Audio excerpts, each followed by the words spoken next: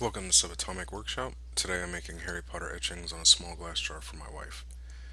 I printed out some Harry Potter symbols and cut them small enough to fit in the jar and taped them down, trying to keep them as pressed to the glass as I could. I would recommend only taping one in place at a time, as when repositioning them as they are, it's a pain as the jar is small and the tape sticks together as I demonstrate here, trying to get this picture straight.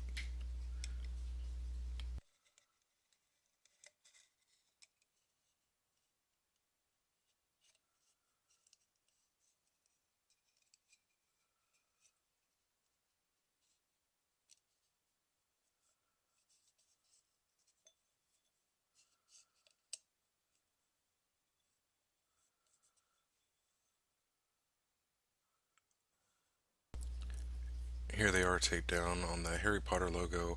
Um, it didn't stay as close to the jar as I liked, but it still worked out in the end. When the pictures are to your liking, it's time to go ahead and get the Dremel and start etching. I first outlined the letters with a fine point diamond tip bit, and from the angle of the camera, it doesn't look like I'm where I'm supposed to be, but you'll see towards the end that it does look like what it should.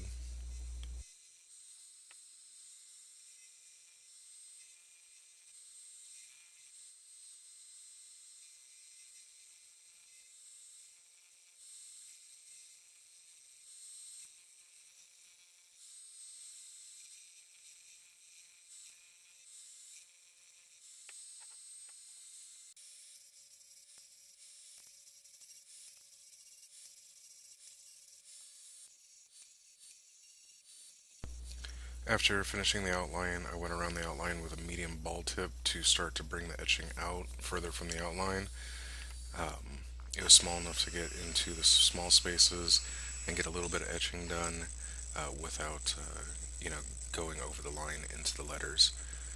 After getting a decent amount done, I switched to a larger cylindrical bit to etch the empty surrounding space. And I didn't think about it until afterwards, um, but where you want to stop the etching, it would be best to put some painter's tape or some type of stop to not get uneven edges. And here I am checking my progress so far. There is some touch-up work that's needed, but it's not too bad.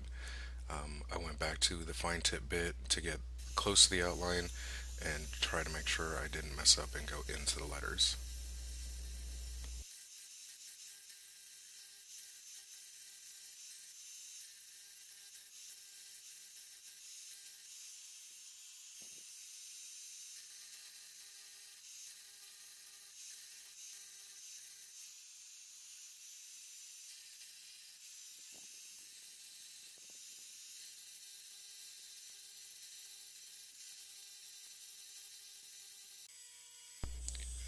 And I went ahead and finished that side up and moved on to the back of the jar and just repeated the same steps as I did on the first part of the jar.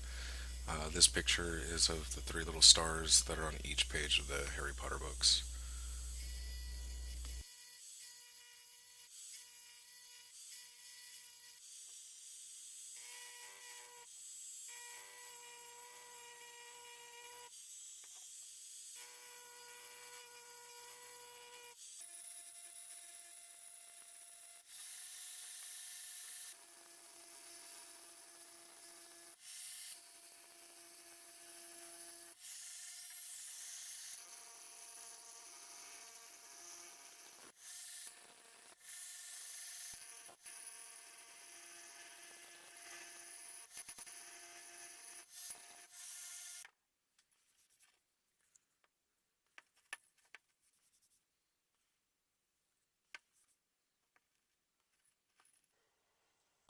And after finishing each etching, I would wipe it off with a rag.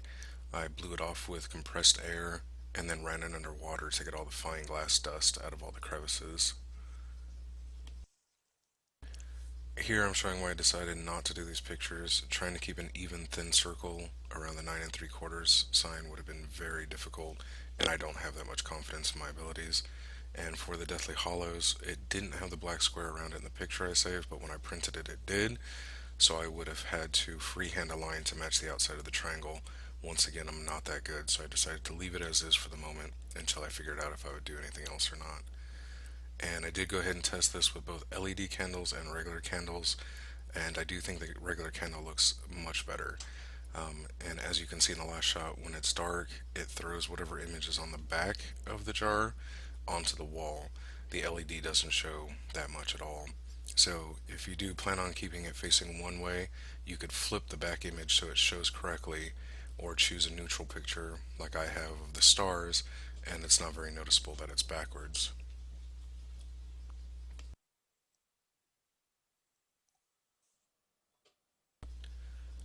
And thanks for watching, and let me know if you have any questions, and thank you.